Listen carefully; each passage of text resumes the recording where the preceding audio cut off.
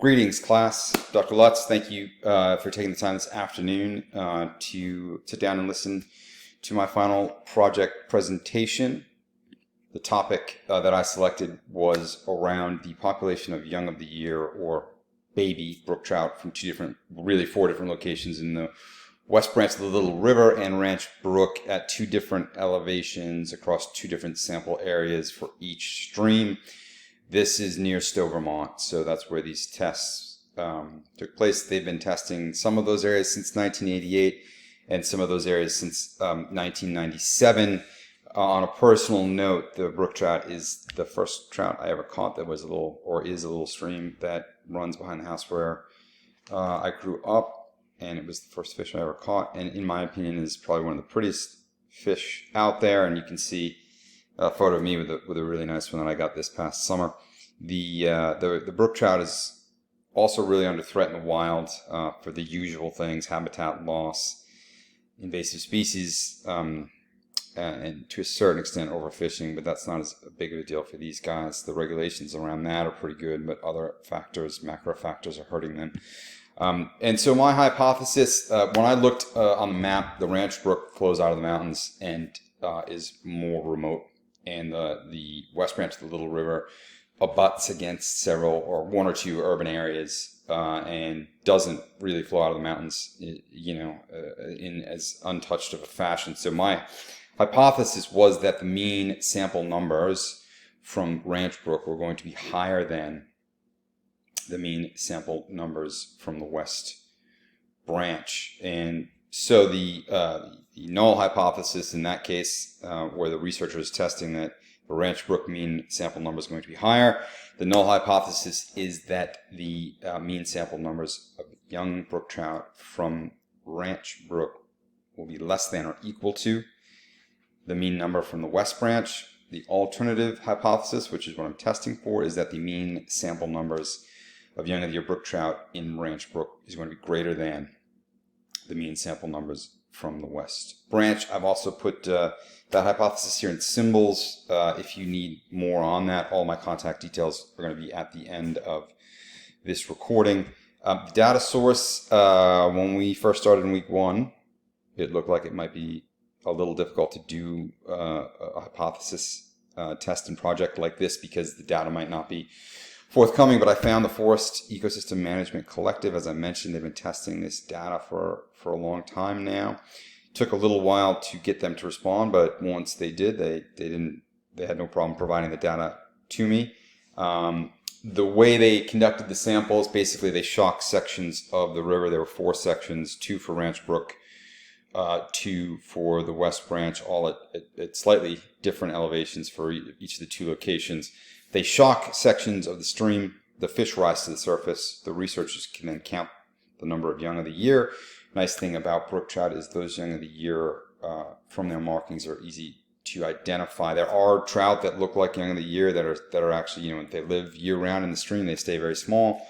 But you can tell the difference between a very small adult versus young of the year based on those markings. That's what they did.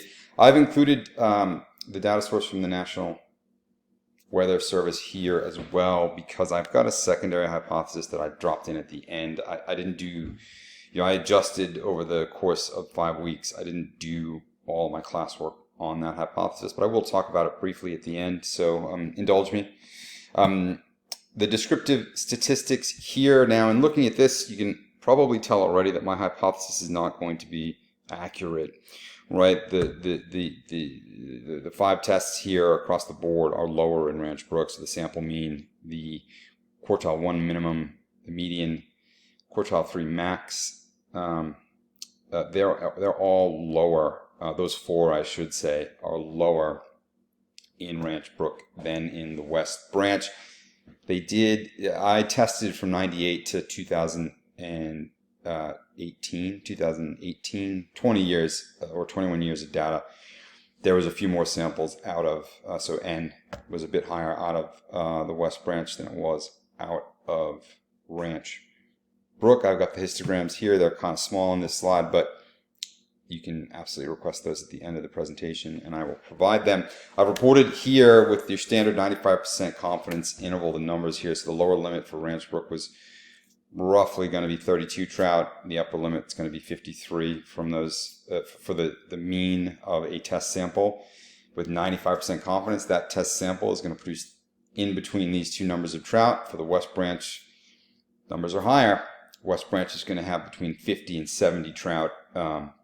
With 95% degree of confidence, I can say that between that sample is going to produce between 50 and 70 baby brook trout. And so that's my interpretation of the data here of the upper and lower limits at that 95% confidence limit.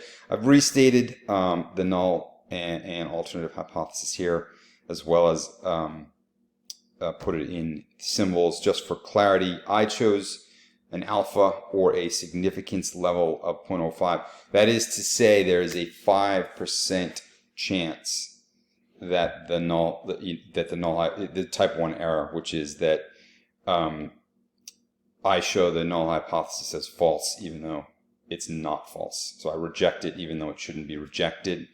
The mean, so doing this test, because I'm testing the mean number of Ranch Brook, the sample mean number of Ranch Brook Young of the Year brook trout against the West Branch. I took the mean of the sample from the West Branch of the Little River. That mean is 60.15. That's my hypothesized mean. I used that hypothesized mean in JUMP to get me my test statistic of negative 3.3591 and a p-value of 0.9991. And the p-value is significantly higher than my alpha or my significance level. As a result, I have failed to reject the null hypothesis. There's not enough evidence to say with any level of significance that that null should be rejected. The sort of the memory and sort of the mnemonic device that I read in class was if P is low, null must go, and if P is high, null must fly. So I really like that. I learned that in class, so just wanted to mention that here. And finally, the extra test that I did, I really thought going in to this that as the average yearly or average annual temperature in Stowe, Vermont increased, the reproduction of brook trout would decrease. That's the line. You can actually see that it's a positive correlation. So actually, as temperature increases, the reproduction numbers or the number of young of the year, at least in the samples, increase. So obviously, there's other variables that are affecting this in different in different ways. I mean, one that I think of right off the top of my head is in a really cold year, those small rivers might stay frozen for longer and either force the brook trout to spawn elsewhere or not spawn at all in that year. And the two big outliers on this data, which I didn't include because again, there's a little bit of extra credit here, but there's the coldest year, the coldest average temperature year produced the fewest number of young of the year, and the second coldest average year in my data set produced the second lowest number of young of the year. And so reproduction for both the coldest years were the lowest. So it's interesting. I don't want to surmise anymore as to why that would be, but in terms of my conclusion, as I mentioned already, there's insufficient data to show the sample mean numbers of young of the year brook trout from Ranch Brook are greater than the sample mean numbers of young of the year brook trout from the West Branch of the Little River. From this, you can infer that the true population of young of the year brook trout is higher in the West Branch of the Little River than it is in Ranch Brook in a given year with given samples. I would further add probably further studies are warranted to understand why they do better or reproduce better in the Little River and try to apply those lessons elsewhere. My details are there. My name again, Matt Hahn. There's my number and my email for any further questions on what I presented here today. Again, thank you for your time, and I look forward to speaking with you.